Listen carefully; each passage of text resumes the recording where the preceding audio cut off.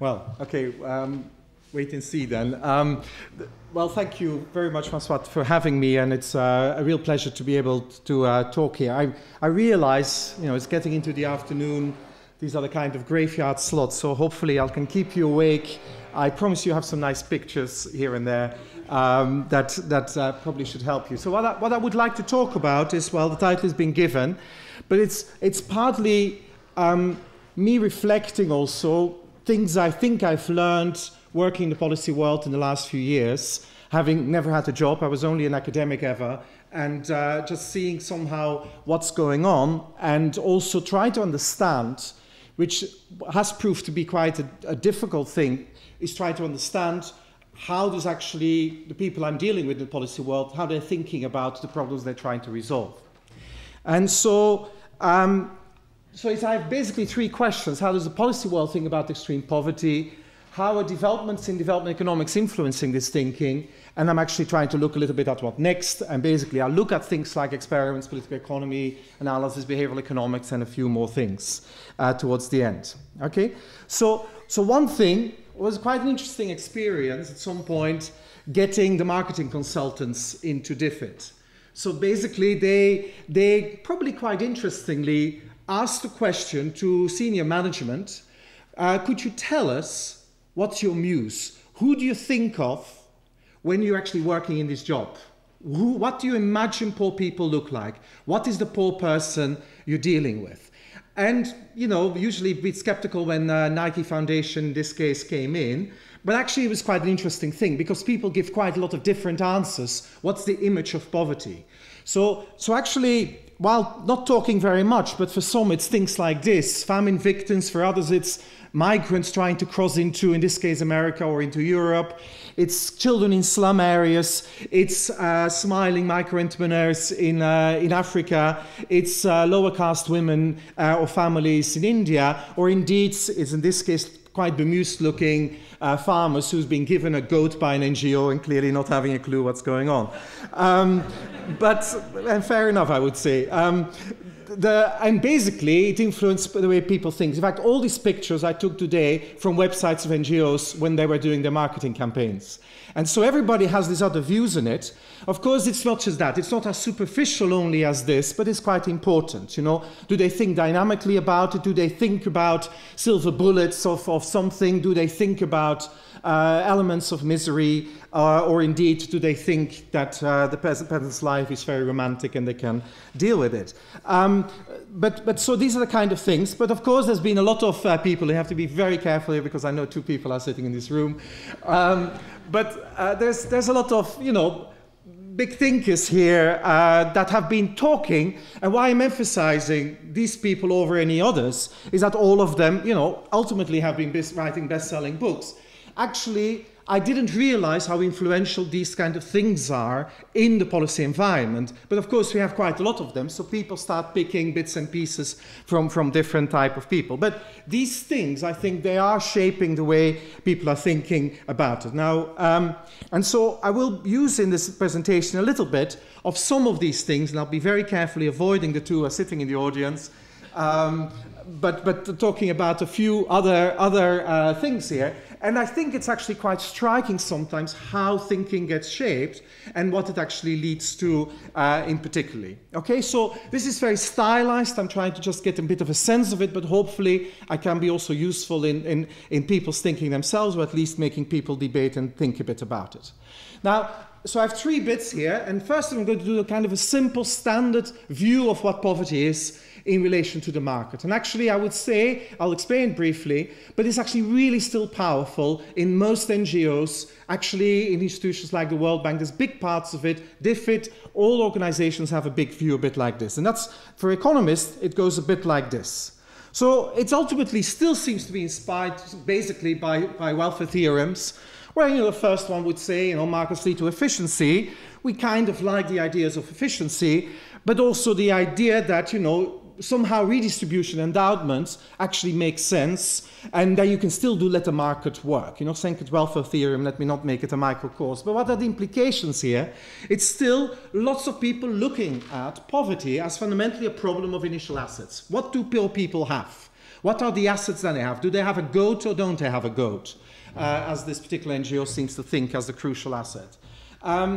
Basically, do they have, and I didn't write it, I didn't have in mind that Chico would be talking about opportunities, but do they have equal initial opportunities? Do they have somehow starting positions that are similar? You know, very clear thinking in a kind of welfare theorem sense, because it's that actually in the end, when markets are functioning, will determine where they'll get. And ultimately, implicitly still, harking back to an idea, a form of redistribution, that as being the answer, but in some kind of non-distortive way. Okay, something that's neutral to efficiency, and then of course having debates, can we ever do it, can we not do it? It's somewhere deep down, but probably more in a subtle way. It's these days, maybe actually pre-Piketty, it was definitely not in a sort of thinking that we'll do that by the tax system. In fact, the tax system in the poorest developing countries is rarely seen as a basis of doing really anything. If anything, most taxation is indirect taxation, it seems, which arguably has very little to do with redistribution. If anything, it tends to be regressive. Or actually the idea of aid as a source of creating new endowments. And I think that's actually quite powerful. And in fact, most of the things that you see is very much anti-poverty policies of somehow using aid money to build up the assets of the poor. Let's build up, so redistribute maybe by stealth, actually try to use the external source here by building up something that the poor don't have, not really touching what the rich have, but possibly affecting their returns. Build up health, build up education, do it with microcredit, do it with cash transfers, do it with other forms of social protection. And a very powerful thing, very respectable. I'm not saying that I worry about it. And why may it work? I think, you know, it's basically, I would say, Karl Marx meets neoclassical economics. Because the poor have but their labor to sell. If we can get things to either strengthening the labor position or indeed give them bits of capital, it can help us. I think Gary was earlier alluding to this. We can do lots of investments of health and education to increase, as a good development economist, I talk about productivity, increase the marginal productivity. I talk it in this way, essentially as the return to this factor of labor. This is the one that the poor, they have nothing else to sell. That's what they own abundantly. It may actually strengthen their return. Certain assumptions, as Gary also alluded to this morning, clearly about where labor demand will come from is another matter, but it's essentially the supply side of labor. Let's build up health, let's build up education, and keep on trying to prove that that really stimulates growth in developing countries. Good luck with that, and keep on trying to say this is the main factor. Or, like in microfinance, let's give them micro capital, so they have maybe a complementary capital source, so they can actually increase their return to labor, plus have the return to their capital goods, and have something like that. Actually, this is, I think I've summarized the World Development Report of 1990. This is essentially the World Development Report. They needed quite a lot of pages for it, but very good and very helpful, very good as a clear statement. This is a way of fighting poverty at a time when endogenous growth theory and education endogenous effect we wanted to claim there was strong evidence for developing countries as well, and so on to do that. Okay, let's not go too much in these debates because I'm sure others maybe disagree with my reading of evidence here, but it's a strong view of how do you fight poverty. And again, there's nothing I will say that is fundamentally against it. What I want to talk about is what it leads to. A simple view of fighting poverty. Something where we say, let's focus entirely on identifying the poor. Let's keep on working it and trying to reach them with specific interventions. And actually a really strong thing that you end up doing all the time. And actually understanding poverty largely as a measurement problem. You know, and as a researcher, I love working in that area, but it's actually saying often a whole thing, it's an important thing, problematic area, essentially leading to demands for very rich understandings of what poverty means. Not necessarily asking how is poverty produced and reproduced, but actually how shall we measure it? How shall we think about it? In a way with, like in sense, development of freedom. Again, very powerful, very interesting, but it's a particular way of looking at it. What does it mean for fighting poverty? Actually, it tends to typically suggest a technocratic solution. Just know who the poor are, we have a set of interventions, and it's essentially a problem of resources, and we're going to actually fight poverty. I said I was going to be stylized and probably getting in trouble as well. For example, like in the Millennium Development Goals. The kind of idea, we get this clear sense of what it is, let's measure this is what matters for people, let's shift the resources to it, and then we'll kind of get it. And I'm basically in a world where some, you know, humble and less humble people would say we know what works, it's just a problem of resources. Literally from Bono's, I'm pretty sure, ghostwritten introduction in the Sachs book, you know, a good statement on, you know, the importance of issues to do with poverty, but a very simple quote: the wealth of the rich world and the power of knowledge makes the end of poverty a realistic possibility by 2025. Or basically simply saying, we'll buy the MDGs with Aide. And essentially, I think 15 years ago, that was very much where we were. And I think that's essentially a very, you know, very simple view. Of course, you know, and I want to say a few more of it. The MDGs are an interesting thing there, you know, where it's been very powerful, definitely in my organization, as actually a way of galvanizing the thinking around it to support fighting poverty to measure targets. You know, you have a whole series of it, but clearly with a revisiting of the idea of the role of aid as the kind of the powerful means of achieving all this. Okay, and so we get a little bit, which is quite interesting. I'm sure you wonder, what is this now? Well, actually, it's essentially the world view of these MDGs. Let's make the world look like Sweden. And we can build the world looking like Sweden. And it's very powerful, because definitely the development community's views seems to be very strongly in this world. Let's try to make this. You know, it's not France, it's not Britain. It's definitely actually not Britain. There's alternative worldviews there. So, you know, it is not that. And it's very striking, working in organizations like this, it is this kind of, even it's not a society you come from, to get North Americans, US citizens, fighting for Sweden abroad, but not basically coming from countries where it never looks like that, where it's never been the shared value in the society to have a society like this. It's very striking. In that sense, I find the political economy of the MDGs and what we stand for, again, not saying they're wrong, but there's a very powerful normative thing where lots of people could do some interesting analysis on. Anyway, but it's very much this view here. It's essentially a view of saying we kind of really know it. And it's a kind of very much, I think, the aid business had for a long time been thriving on the idea, it's just resources. We just know how to do this. You know, we know what the technical relationship is between having a dollar and what it actually will buy. You know, for example, around 2000, we had these numerous papers. The Deer Committee, Shanta Devajaran, all these people writing papers, and Shanta, for example, was very, very striking. Recently, I was at a conference, and he said, "Is there only one paper I never put on my CV, which is the one where I costed development, which is basically the one where I calculated how much will it cost to achieve development." We're back in business now. Larry Summers, he started with a Lancet article, costing how to get health outcomes in the developing world. We're going to get there because the health people are always there first. Jeff was there at the time first. So everybody will now start adding the cost of reaching the new SDGs, even though we don't know what they will be. But the industry is there. We need to have that number on it to actually appeal to this. Actually, this is then interesting. This is where Esther and Abhijit come into it quite in a good way. Where fundamentally they say, as a real counterforce, we have no clue. We do not know what works, and we need to experiment and learn. I think that's a clearly striking new thing. And I'll come back to it more in a balanced way. But basically, there's a quote from their book, from Poor Economics: if we resist this lazy stuff, reduce each problem to simply a same set of principles, a technical relationship we know, put some money in it, and we'll get something there, we will be able to construct an effective toolbox for thing. So actually, in some sense, it's a very technocratic view still. We will be able to get aid multiplied by some kind of factor that we get from research to get the MDGs. The only thing is we have no clue what aid is.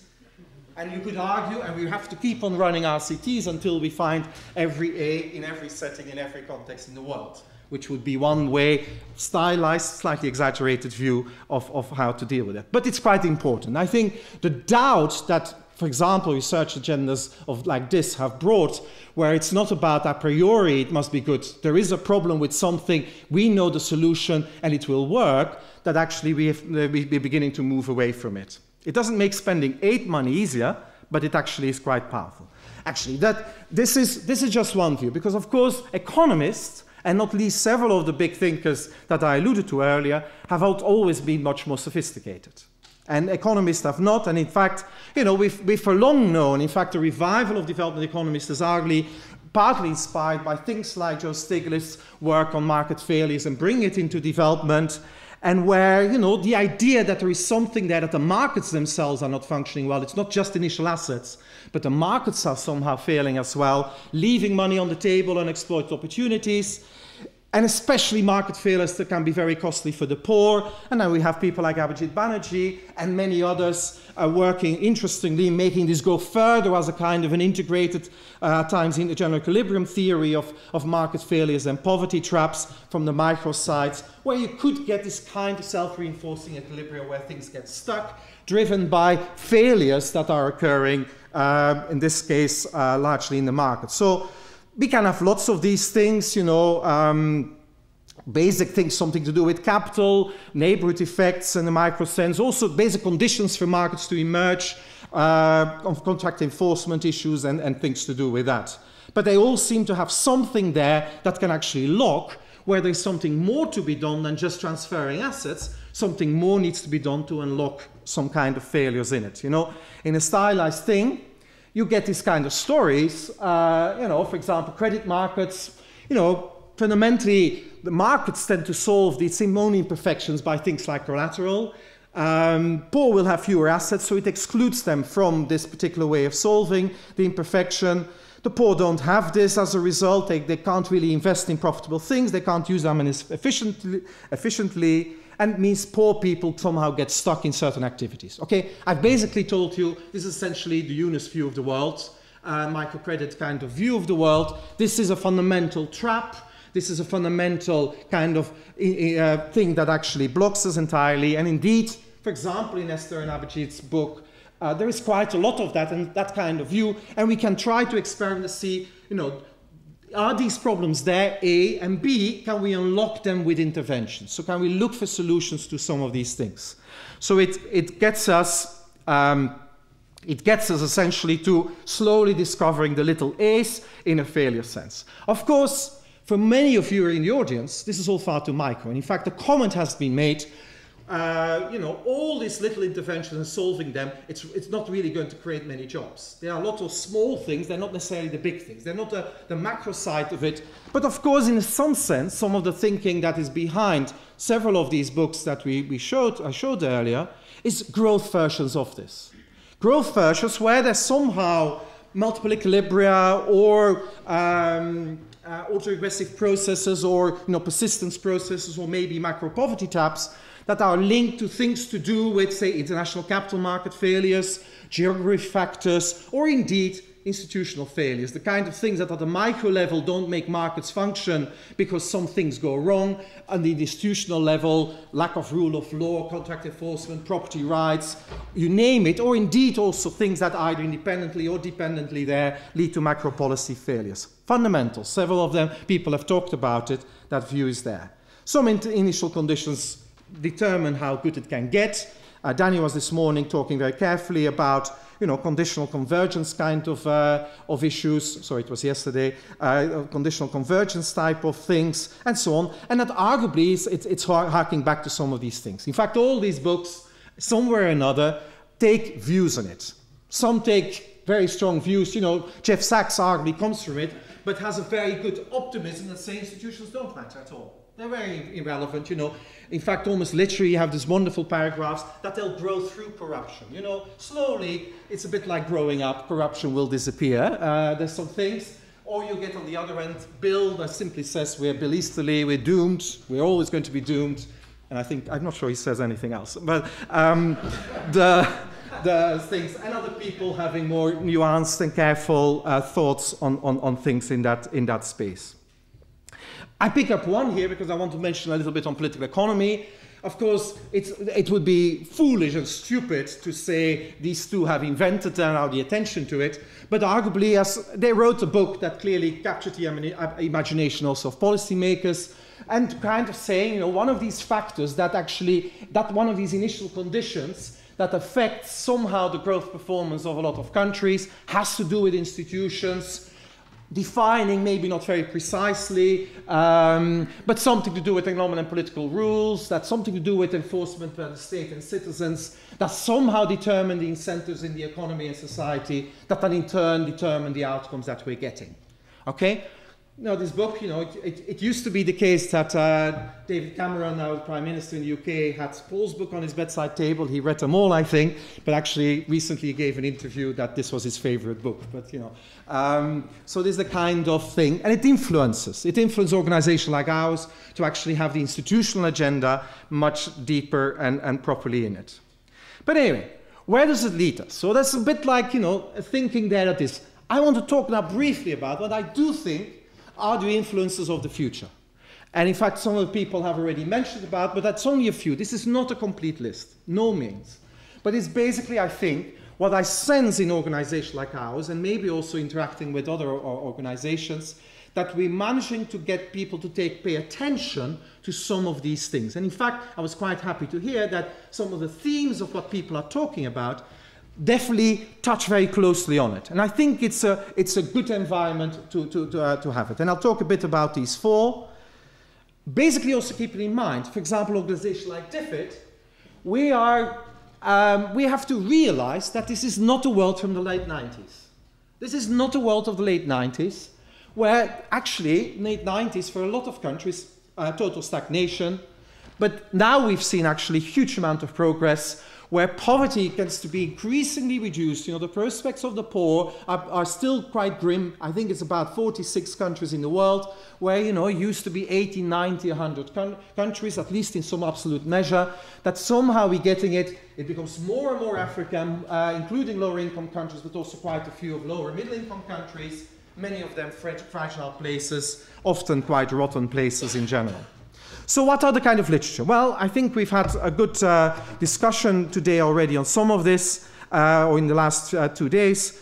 Much of the same, but arguably much more with thinking about dynamic views also for this country. So accumulation models, François was raising it, I think they're coming back, and I think Danny was quite clearly saying, we see this, you know, bring these growth models with dual economy settings and so on, helps us to think more about poverty. But also I would say, we see them in action. We see them in action, which is really interesting. I was a couple of weeks ago doing something similar that Gary seems he's doing, you know, going to countries and spending a short amount of time, some days, but trying to get a sense what is going on in these places I didn't know before very well. But, you know, it's interesting to see things like Bangladesh in action. It's not a wonderful, necessarily massive example for everything, but despite messy institutions, you know, over 15 years of growth rates of 5 or 6%, with fertility transition going on, epidemiological transition going on, all kinds of things, but also with about 4 million jobs being created in the last 15 years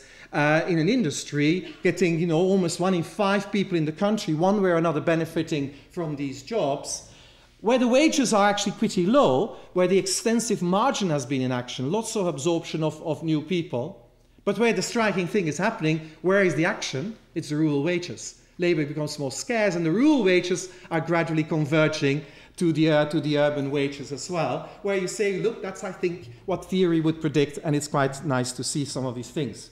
We see also from that kind of work, with more careful, much more focus away from the reluctant entrepreneurs, you know, it's not going to be the informal sector with micro-enterprises that's going to get these countries out of poverty. It's not a romantic life of the peasant by just working on them. It's going to be, in the end, I think one thing we want to achieve in development is fewer peasants. That's actually the transformation we want to see in the end. It's actually more a focus of where would we like to see these things going, the job creation agenda, getting it more thinking about it. Away from just labour supply to actually thinking about labour demand and the jobs of job creation. And things like trying to be a bit more applied. You know, HRV is extremely popular. Growth diagnostic work is very popular. You know, it's quite a technocratic approach. I would also say it's more an art than a science at times, and you have some terrible examples of how they get used. But what I like about it is at least people starting asking the questions, also in policy circle, trying to actually think a little bit more about it, looking a bit more carefully at it. So I'm not going to overstate this here, more and more the right questions are being asked. It's extremely hard to answer them well. They're very difficult questions, but I think I like the fact that the attention is shifting to try to think about the change we want and what would it look like, the change we want to achieve, the process we want to observe, and actually thinking maybe a little bit more, especially in the kind of applying some of the growth models, the economy models, more integrated models of thinking about economies to getting better views. Okay, that's the one thing. That's a good area. What experiments? What will they do? One of the great things about the introduction of the experimental agenda, and I'm closing very, very soon, what experiments will bring us? Well, the great thing is, seeing it from a policy world, is a very strong policy-driven agenda. I think lots of people will say it's almost too policy-driven, but it definitely is helping for us in a strong way. And by looking at what works, of course, a lot of people would say there's a methodological backlash about it. And of course, there are the issues. Issues of the scale, the external validity. It's very hard to understand. Often they can say, you know, quote unquote, it works, but we have no clue why. The kind of problem is appealing to all kinds of deviations from something we could understand in it. The theory is sometimes not that strong. And then what I find a very strong, important one, a lot of questions can be studied, but many more cannot. Or it's a bit of a strange thing that a field that has come inspired by research that say, you know, policy evaluation suffers from selection problems, and people basically who select into programs are different from those who don't select in. It's all about selection problems, end up with a huge fundamental selection problem. Let's ignore all the questions that are interesting. And that's actually one of the big things that you can suffer from, and we have to be very careful. It's a small set of questions that can be randomized, is there. But I will also say a lot of positive things. What is definitely making a difference in policy environments is a lot of things we thought that worked, we are correctly questioning.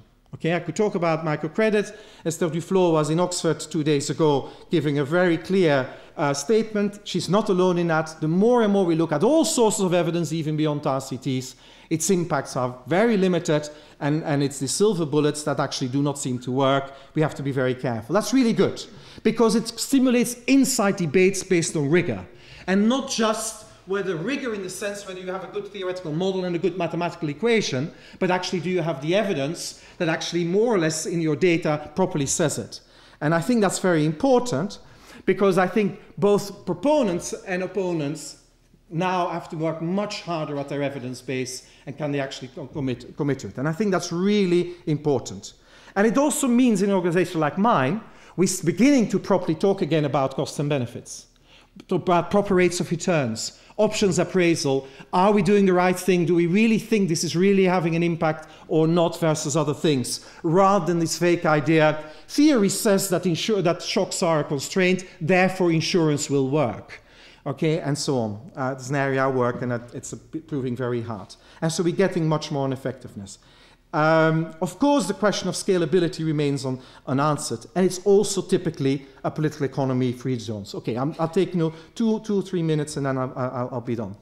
And I think the final thing here is, I think that area, and I think other people have commented, and a bit of humility from that end will also help us, that actually, because there's so many important questions in development that this kind of methods won't answer. So make sure we don't move just in one direction. Okay, very quickly on behavioral economics. Well, what it brings out is things like the role of intuition, executive function, the front lobe of the brain, basically the part of the brain that makes decisions. You know, Kahneman, the big hero, definitely the one that wrote the bestseller. Interesting book, Thinking Fast and Slow, to read it.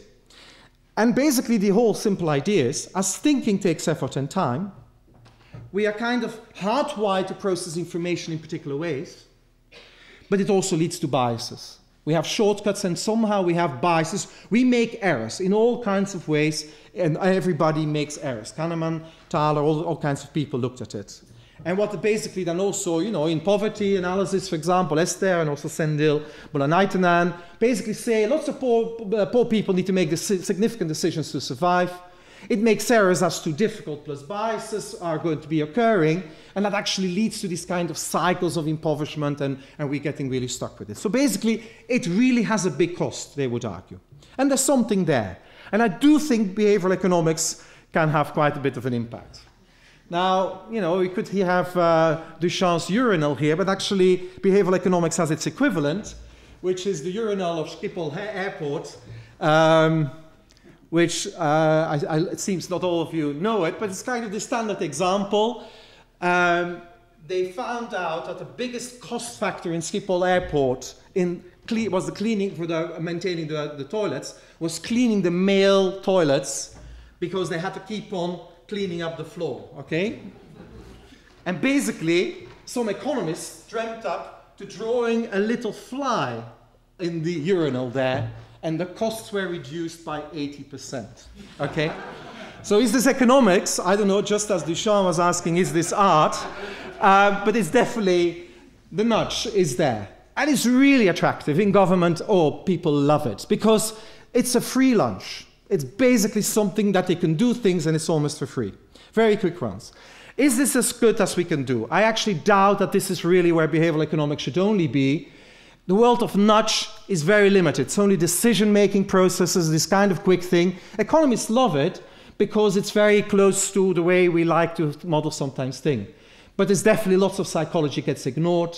People have talked about it. Issues to do with cultural issues, you know, the way, the schemas of the world, the mental models we use in the world, the way we're thinking about issues, the framing effects, the role model effects, the way we form our sets, including the things we personally value, hope, and aspire to. All these things come through social and psychological processes. They clearly matter. Social instincts, motivations matter, norms and values. We can learn to imitate, follow others. We can cooperate, work together with each other. We can also learn to discriminate in childhood. We can also learn to put down people from lower castes and so on.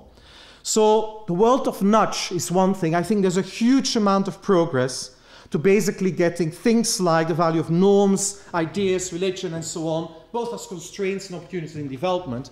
Not simply finding ways of fitting them into our models, but definitely recognizing that they're there. Whether it's about thinking about civil service or public service provision in developing countries, fascinating work going on. Or indeed, I was reading actually on the train over Danny's forthcoming article on ideas in policy making. These are the kind of things I think we can do well to actually keep on thinking about it, and not just squeezing them into our theoretical mathematical models, but valuing. Okay, I'll give 1 minute on political economy as a final thing. I'm just eating into my own questions time, I know. It is a fourth and a final thing. It's on political economy analysis. So many of the places, increasingly, definitely an organization like DFID, by going more and more in the poorer places, which ones are missing somehow the boat entirely? They're pretty messy places. There are definitely lots of places where those with interest are also those with power, making it very hard to do anything. So one thing we're trying to do increasingly also in organizations like DFID, integrate political economy in our analysis. We went around the world in all the countries we work in, which is 28 countries we have essentially offices. We asked a simple question: to what extent is the political economy that you're dealing with in the policy-making environment in this country aligned with growth and poverty reduction? I think we find 2 of all the countries we work on, and maybe 3 or 4 borderline cases.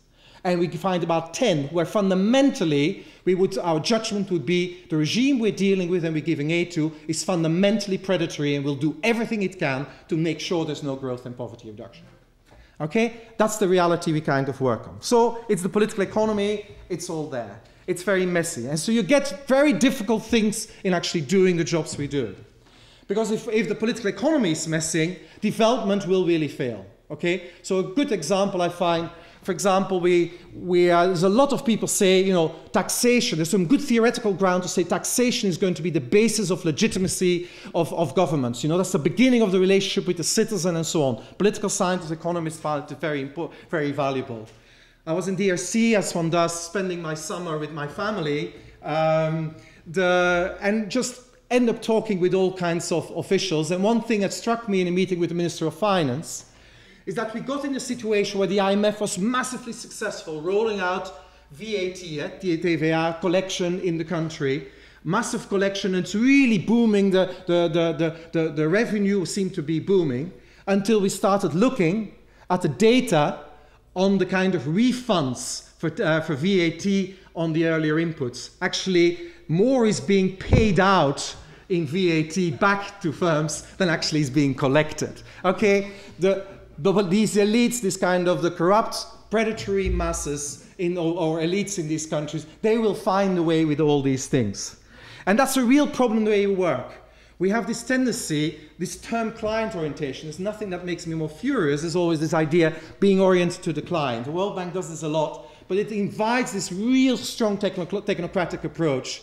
Anything, but basically we can't talk about political economy, we can't take it, at most maybe taking the politics a bit as a constraint. It's really, if we don't take it into account, we've designed the wrong type of policies. That's my final slide. So what do? Well, the minimum we try to do is to, when we do things like growth diagnostics, let's put the politics in the diagnostics. So we do these days in DFID, trying to do growth and political economy analysis, because it's not just finding the next constraint where we can have an impact, but it's actually kind of thinking implicitly what you actually can do and what your space to act is politically, and also trying to actually change the politics in the process. The research is actually really lousy. There's so much research saying political economy matters. There's so little that actually is of value that we can actually do something with. There's so little attempt to actually think about it. So it's my final thing.